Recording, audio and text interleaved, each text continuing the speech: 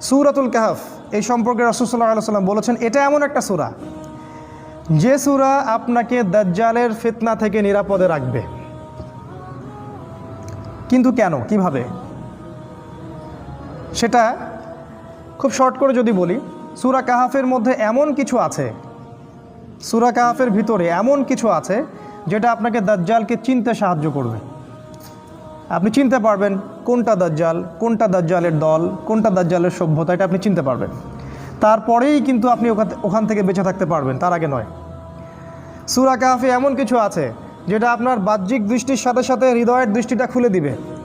তখন আপনি চিনতে পারবেন, এমন কিছু দেখতে পারবেন যেটা সবাই দেখতে পারবে না। আপনি এমন কিছু বুঝবেন যেটা সবাই বুঝবে না। সূরা কাহফে এমন কিছু আছে যার ফলে আপনি এমন পদক্ষেপ গ্রহণ করতে পারবেন যার ফলে আপনি দাজ্জালের ফিতনা থেকেও নিরাপদ রাখতে পারবেন নিজেকে, নিজের পরিবারকে এবং সমাজকে। এই হলো সূরাতুল কাহফ। সূরা কাহফ পবিত্র কোরআনুল কারীমের 18 নম্বর সূরা।